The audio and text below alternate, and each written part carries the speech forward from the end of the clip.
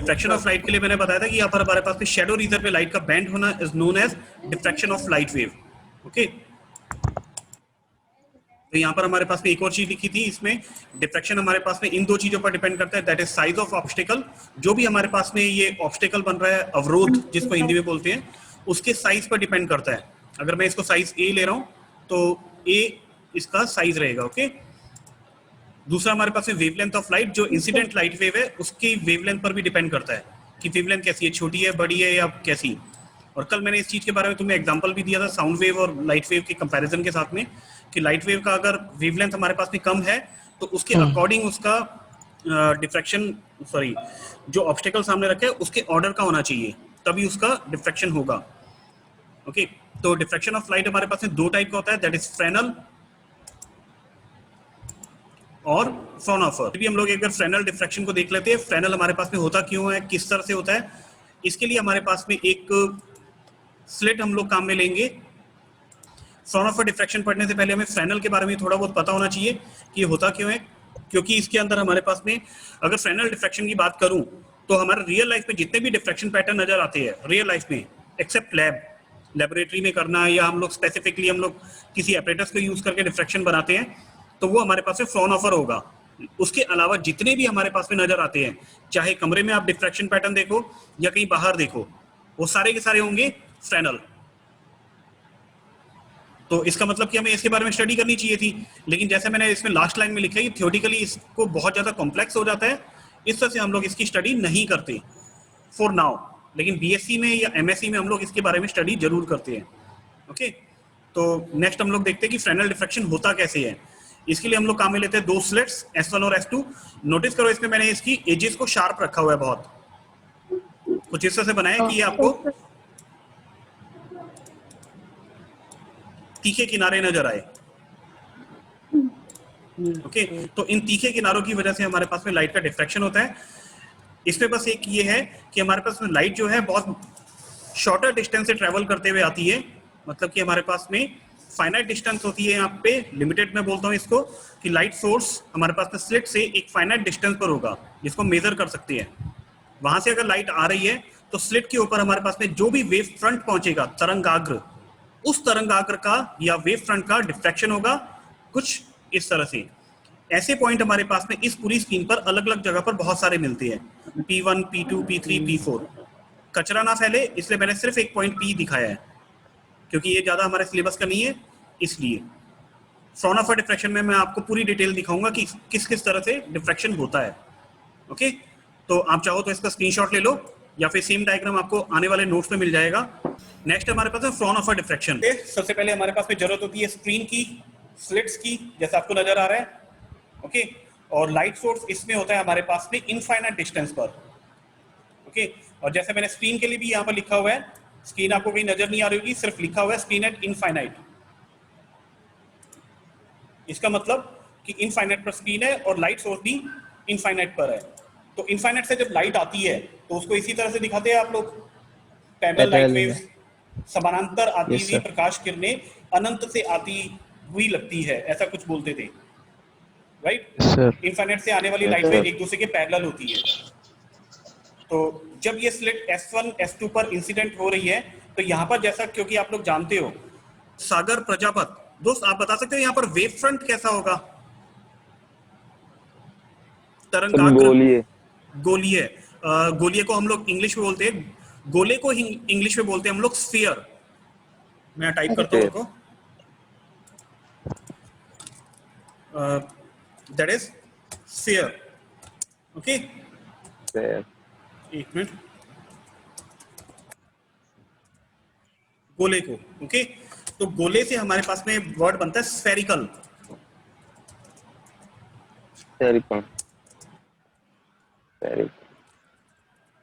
तो अब आपको ये याद रखना है, स्फेरिकल। इसी तरह से हमारे पास से सर्कल वर्ड आता है, सर्कल से बनता है सर्कुलर। Yes sir. ठीक है, और समतल को हम लोग बोलते हैं प्लेन। तो ये तीन तरह के हमारे पास में वेव फ्रंट या तरंगाग्र होते हैं।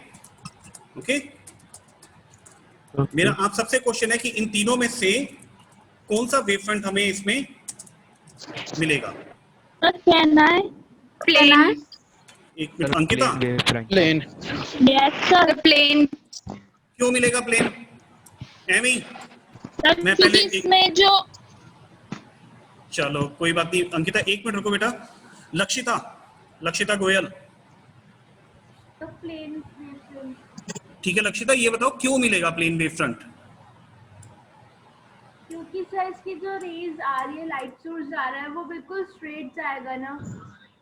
ठीक है रविंद्र, यस सर। आपको पता है इनके बारे में कि प्लेन वेव फ्रंट कब मिलता है, सर्कुलर कब मिलता है, स्फेरिकल कब मिलता है? सर आप है ना इसके बीच में लेंस लगा दोगे ना, तो ये समान चल जाएंगे कितने, इसलिए हो जाएगा ये प्लेन। नहीं रविंद्र, मैं तुमसे क्लास 12 की बात पूछ रहा हूँ। क्लास 12 में हम लोग बोलते थे कि हमें यहाँ पर प्लेन वेव फ्रंट मिलेगा या समतल तरंगाग्र मिलेगा। वो कब मिलता है? जैसे लक्षिता ने बताया, अंकिता ने बताया, बाकी लोग भी बोल रहे थे कि यहाँ पर प्लेन वेव फ्रंट मिल रहा है, थर्ड वाला ये मिलेगा। लेकिन क्यों? लक्षिता का आंसर सुना था अभी तुमने? बिल्कुल सही बताया था उसने, शायद ध्यान नहीं दिया। ओके बिल्कुल सही आंसर आप लोगों के, प्लेन वेव फ्रंट।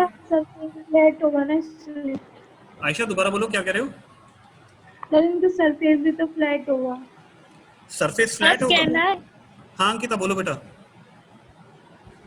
सर हमें प्लेन इसलिए मिलेगा वेव फ्रंट क्योंकि जब है ना जो लाइट वेव्स जाती है एक ही डायरेक्शन में एक साथ जाती है, तो हम उनके जो है ना परपेंडिकुलर है, एक जो हाँ भी हाँ खींचते हाँ हैं तो वो प्लेन होता है।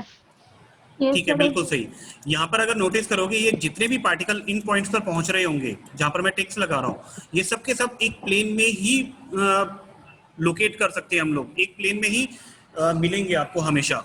इसलिए जो वेव फ्रंट मिलेगा वो भी प्लेन वेव फ्रंट ही होगा। बिल्कुल सही। ठीक है तो मैं आगे चलता हूँ इसमें। यहाँ पर प्लेन वेव फ्रंट मिलने की वजह से लाइट वेव का जो डिफ्रैक्शन होगा वो कुछ इस तरह से हो जाएगा।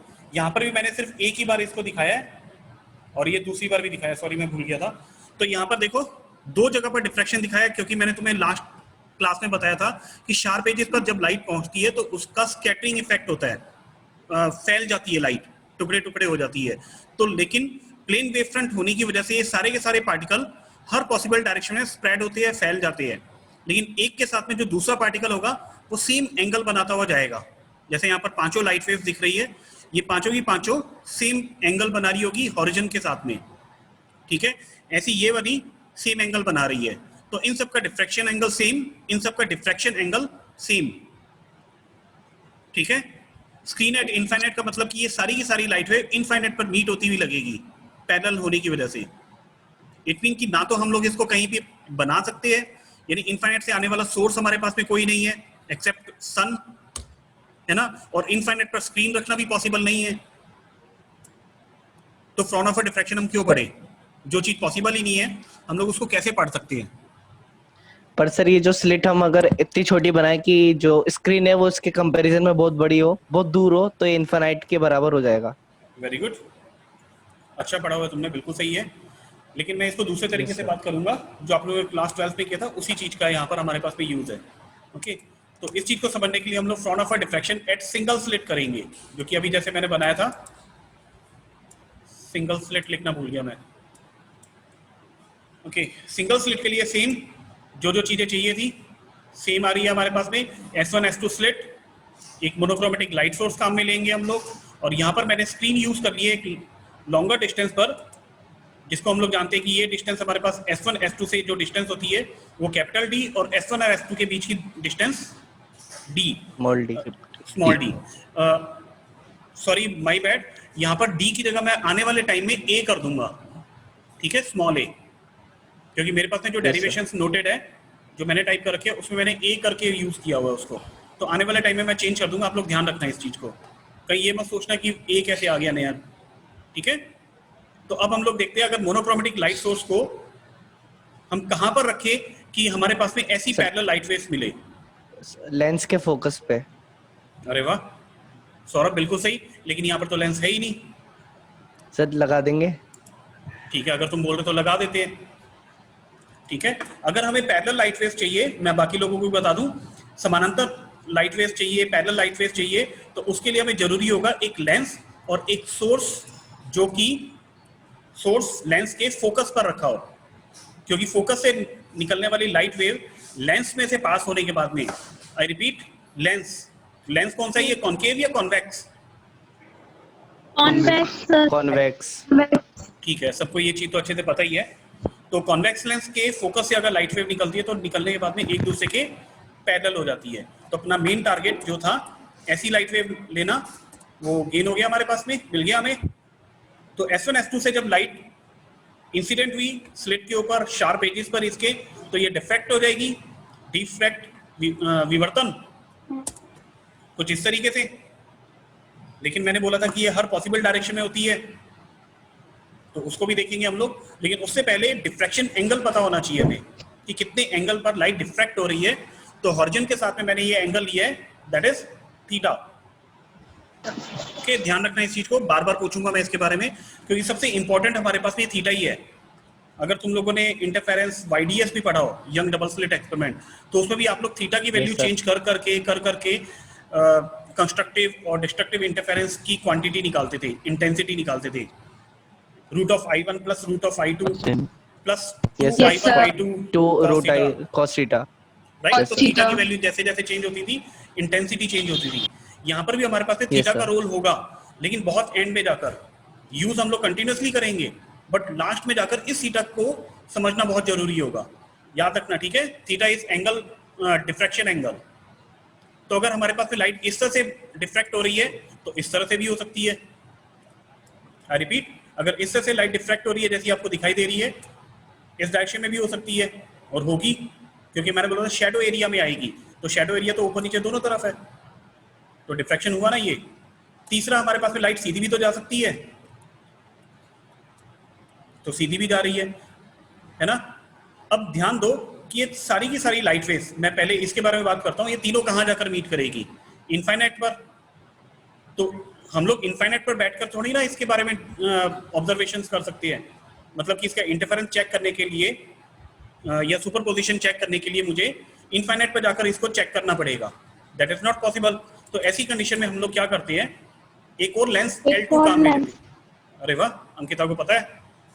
एक और लेंस L2 काम में लेते हैं, जिससे अगर लाइट पैरेलल लाइट वेव आ रही है तो वो अपने फोकस पे जाकर मीटअप करेगी, राइट।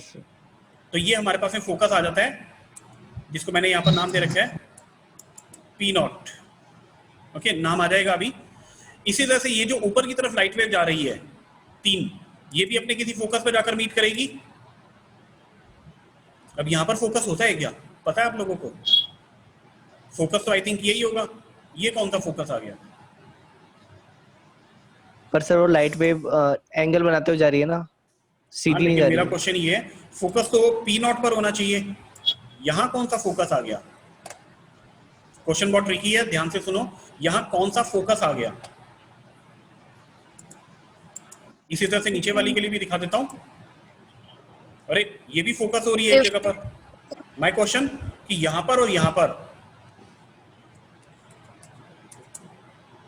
P0 पर तो हमारे पास में फोकस होना चाहिए, और P1 और नीचे वाले पॉइंट के ऊपर मान लेते P2। ये ब्लैक कलर के सर्कल्स वाले जो पॉइंट है, मतलब ये पॉइंट और ये पॉइंट, इन पर कौन सा फोकस आ गया भाई?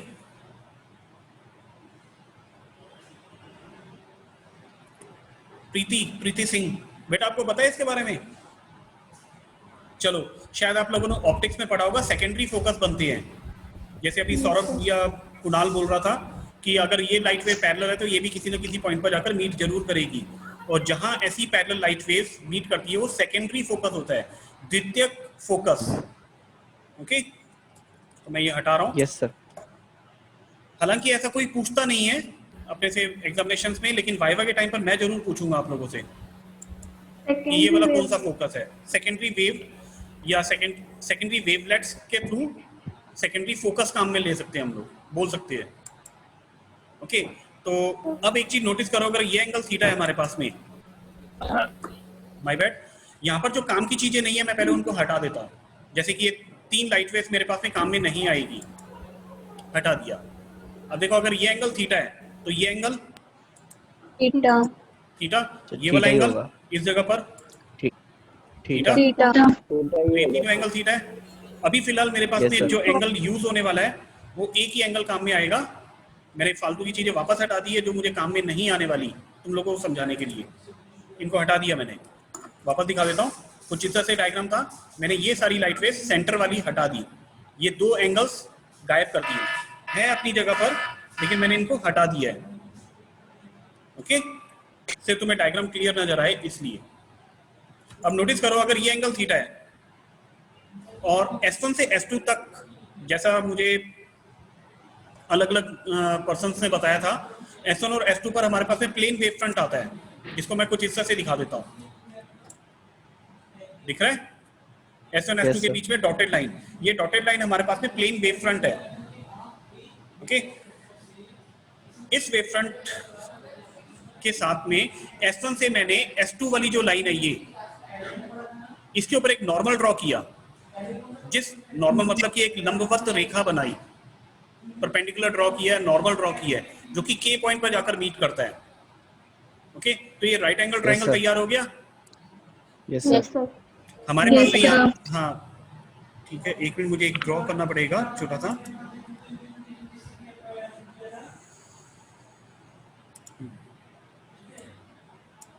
ये एंगल 90 डिग्री, क्योंकि नॉर्मल Yes, ड्रॉ sir. किया हमने, है ना। यस सर ये एंगल 90 डिग्री 90 90 डिग्री डिग्री। है ना, अगर क्योंकि दोनों पैरेलल जा रही है तो ये 90 है तो ये भी 90 होगा, है ना। अब आपको बताना है कि इस जगह पर एंगल कितना होगा। एंगल S2 S1 के, ये एंगल मेजर करके बताना है आपको कितना होगा। sin theta is equal to S2 K upon S1 S2। Theta theta होगा सर। थीटा होगा सर। कैसे? मेरे हिसाब से तो 90 माइनस थीटा आ रहा है।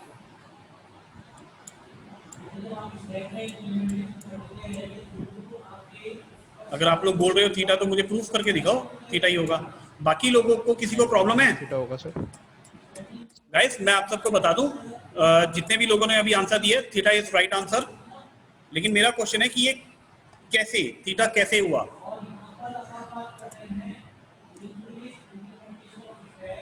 सागर समझ में आ रहा है दोस्त, ये एंगल थीटा कैसे हुआ है? अगर आप लोग बोलोगे कि हाँ प्लीज वापस एक्सप्लेन करेंगे। आयशा ठीक है, मैंने ये एक्सक्यूज मी बोला। सर, यस बेटा बोलो। थोड़ा प्लीज वापस एक्सप्लेन करेंगे। प्रियांशी कहाँ से बेटा? सर वो समझ नहीं आया कौन सा एंगल लेना है, कौन सा क्या करना है।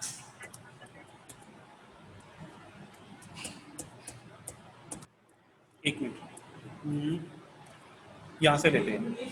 मैंने यहाँ पर आप लोगों को बताया था कि जहां पर लाइट हमारे पास में डिफ्रैक्ट हो रही है तो हॉरिजॉन्टल के साथ में, हॉरिजॉन बोलते हैं जिसको, उसके साथ में एंगल बना रही है थीटा।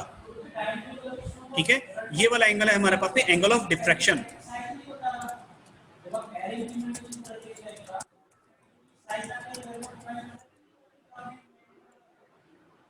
ठीक है Priyanshi, yes sir. Angle of diffraction हमें क्या करना है, अगर ये एंगल डिफ्रैक्शन थीटा है तो इस लाइन के साथ में ऊपर वाली जो लाइन जा रही है ये एंगल कितना बनाएगी? ये भी थीटा बनाएगी, यस और नो? Yes sir. ऐसे ही अगर ये हमारे पास में हॉरिजॉन बना दे तो नीचे वाली जो रेड कलर की लाइन थी ये कितना एंगल बनाएगी? सेम थीटा एंगल, है ना। इसी चीज को हम लोग आने वाले टाइम में देखेंगे, मतलब कुछ सेकंड बाद देखते हैं कैसे। यहाँ पर मैंने डिफ्रैक्शन बना दिए दो अलग अलग डायरेक्शन में, एक बिल्कुल सेंटर पर और एक बिल्कुल नीचे।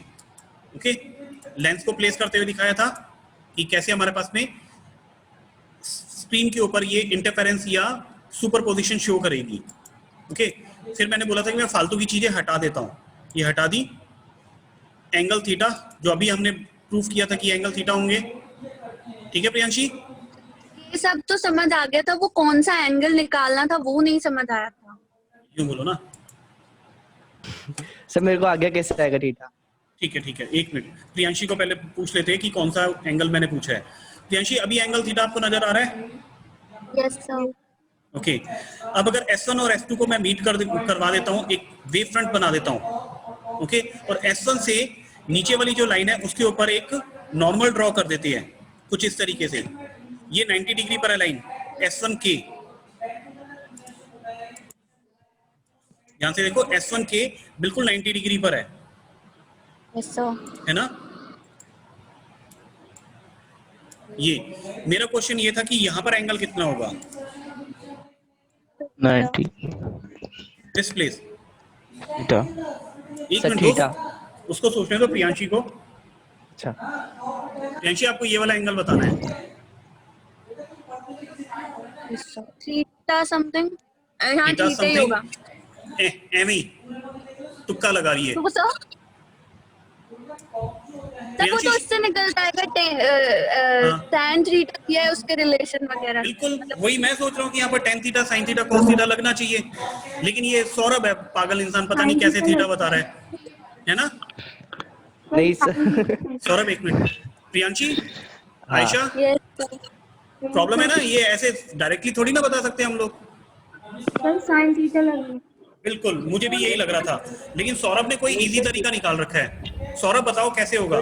सौरभ, सर वो, हाँ सर वो वापस आप 90 डिग्री बना दो सर उसके बीच हाँ S1 हिंदी और बोल सकते हो। एक मिनट रुको। पहले तो यहाँ पर बना दिया मैंने 90 डिग्री, और जैसे सौरभ हाँ चाहता सर, और है कि एक मैं यहाँ पर ऊपर। भी बना दूं।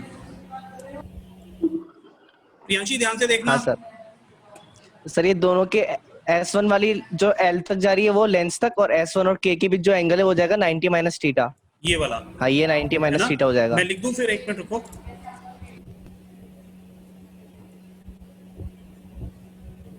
एक मिनट रुको यार,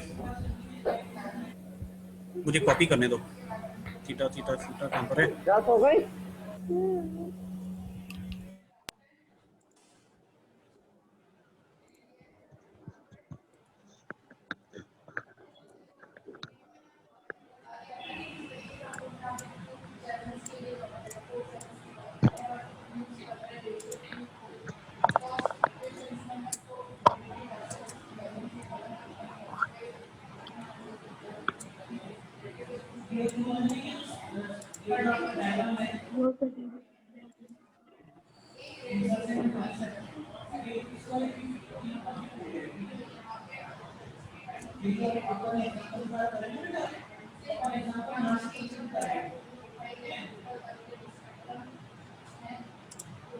एक मिनट सौरभ, मैं वापस बना दूंगा इस चीज को। Yes sir.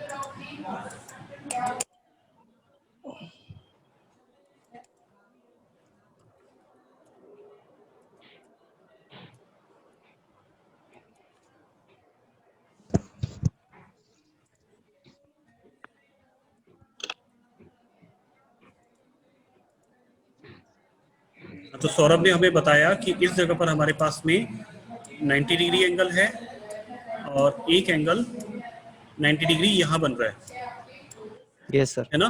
और फिर सौरभ ने हमें बताया, प्रियांशी ध्यान से देखना, कि अगर ये पूरा 90 डिग्री है तो सौरभ कह रहे हैं कि ये वाला एंगल 90 में से थीटा को माइनस कर देंगे तो क्या बचेगा? 90 माइनस थीटा,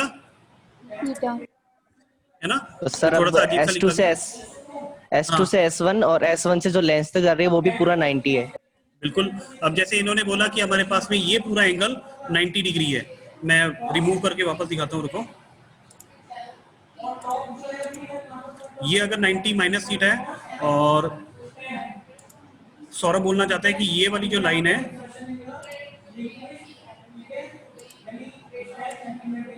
ये भी पूरी 90 है। सॉरी, हाँ सर ये यही ना? हाँ सर। प्रियांशी, अगर ये 90 है पूरा और उसमें से ये एंगल माइनस कर दूं तो बचा हुआ एंगल आ जाएगा। Yes sir. तो इसको कुछ हिस्सा से लिख सकते हैं हम लोग, 90 माइनस ये वाला एंगल जो आपको नजर आ रहा है, दिस वन, है ना? ये अगर मैं यहाँ पर लिखूं 90 माइनस 90 माइनस थीटा, है ना? तो ये इक्वल टू कितना हो जाएगा? Theta sir. तो एग्जैक्टली बिल्कुल सही बोल रहे हैं दोस्त हमारे। 90 से 90 कैंसिल, बचेगा थीटा, लेकिन यहाँ तो माइनस थीटा दिख रहा है दोस्त। कोई क्लियर करेगा इस चीज को? 90 प्लस थीटा सर ब्रैकेट लगेगा, ब्रैकेट में लेना था। बिल्कुल, सबसे पहले हमें लगाना पड़ेगा प्लस हो ब्रैकेट। जाएगा आंसर। बिल्कुल, हमें पहले ब्रैकेट लगाना पड़ेगा, ब्रैकेट की वजह से ये प्लस थीटा हो जाएगा, तो answer will be theta. Theta. ठीक है प्रियांशी, क्लियर ये बात? Yes sir, yes sir. ठीक है, तो नेक्स्ट टॉपिक पर आता हूं मैं इसमें। तो ये एंगल हमारे पास में आ गया थीटा। अगर फिर भी किसी को समझ में नहीं आया, आयशा कह रही है sir sine P by H S to A. Ayesha आप आगे का टॉपिक बताने लग गए हो। Thank you Neeraj, bracket use करना चाहिए था, मैंने किया नहीं।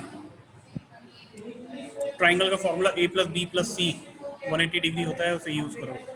ठीक है नीरज, सही बता रहे हो। फिलहाल हम लोग वापस आते हैं, एंगल थीटा हमारे पास में आ गया। अगर किसी को फिर भी समझ में नहीं आता तो फॉर नाउ, अभी के लिए आप इसको याद रख लो कि S2 S1K जो एंगल आपके पास में नजर आ रहा है दैट इज थीटा। रट्टा लगा लो, मैं क्लास के अंदर तुम्हें बोर्ड पर इस चीज को ज्यादा अच्छे से एक्सप्लेन कर दूंगा फिर। ओके, तो ये हमारे पास में हो गया डिफ्रैक्शन एंगल, और यहाँ पर वेव फ्रंट का इस नॉर्मल के साथ में एंगल थीटा हो गया। लेकिन ये नॉर्मल बनाने का फायदा क्या हुआ, इस चीज को देखते हैं कि S1 से K पर हमने ये लाइन जो बनाई है, इसके बेनिफिट क्या हुआ। अगर नोटिस करोगे तो S1 से चलने वाली ये लाइन और S2 से चलने वाली, सॉरी K से चलने वाली ये लाइन और पाथ डिफरेंस बन गया। बिल्कुल, S1 से लेकर P1 तक और K से लेकर P1 तक, ये दोनों जो रेड कलर की लाइंस आपको नजर आ रही है, इनकी लेंथ बिल्कुल इक्वल हो जाएगी। Yes sir. ठीक है, आई रिपीट, S1 से P1 और K से लेकर P1 लेंथ बिल्कुल इक्वल होगी। तो इट मीन S1 से P1 और S2 से P1 दोनों जो लाइट वेव हमारे पास में बेसिक लाइट वेव थी, उनके बीच में पार्ट डिफरेंस होगा ये जो ब्लू कलर का आपको नजर आ रहा है, ये हमारे पास में इसका पार्ट डिफरेंस हो जाएगा। और याद होगा हम लोग पार्ट डिफरेंस ही यूज करते थे।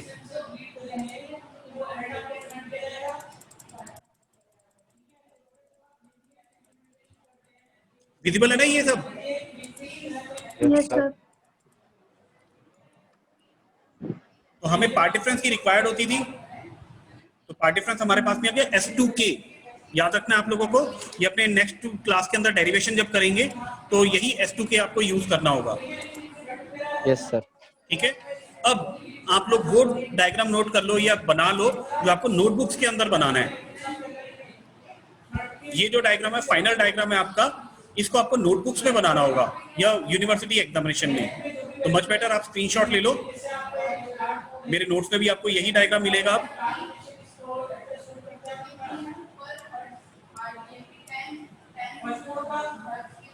अब लगाएंगे सर साइन थीटा।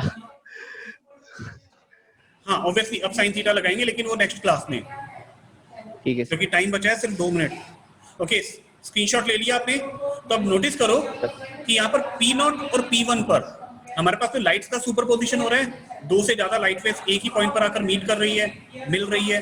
तो P0 पर हमारे पास में पार्ट डिफरेंस कितना है, जो लाइट वेव मीट कर रही है ये वाली? सर 0। एक मिनट रुको, मैं ग्रीन कलर से स्पेशली दिखा देता हूँ 2 लाइट वेव्स को।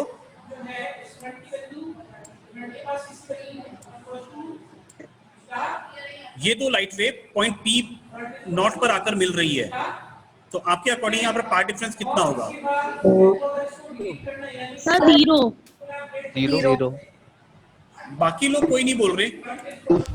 0 होगा। ठीक है हितेश, हितेश आवाज नहीं आ रही? ये तो क्लियर है। नहीं सर। आज सिमरन नहीं बोली कुछ भी। यस सर 0 है पार्ट डिफरेंस। समर्थ आप भी नहीं बोले कुछ। ठीक है, पार्ट डिफरेंस इज 0, हम लोगों को पता है। यहाँ पर साफ दिख रहा है कि ये दोनों लाइट वेव बिल्कुल इक्वल डिस्टेंस ट्रैवल करके आ रही है, तो पार्ट डिफरेंस इज 0। तो ऐसी कंडीशन में यहाँ पर जो इंटरफेरेंस या सुपरपोजिशन होगा कंस्ट्रक्टिव होगा, जिसकी वजह से जो फ्रिंज मिलेगी यहाँ पर ब्राइट फ्रिंज मिलेगी at any how. Very good, central fringe बिल्कुल सेंटर वाली फ्रिंज होगी, ब्राइट फ्रिंज चमकीली। P1 पर हम श्योर नहीं कह सकते किस तरह की फ्रिंज मिलेगी, ठीक है, इसलिए हम लोगों को यहाँ पर डिटरमाइन करना पड़ेगा किस तरह की फ्रिंज मिलने वाली है, ब्राइट या डार्क। ठीक है, तो इसके बारे में कैलकुलेशन कल करेंगे। फॉर नाउ आप लोग इसका स्क्रीनशॉट लेकर रखो। आज के लिए क्लास ऑफ करते हैं।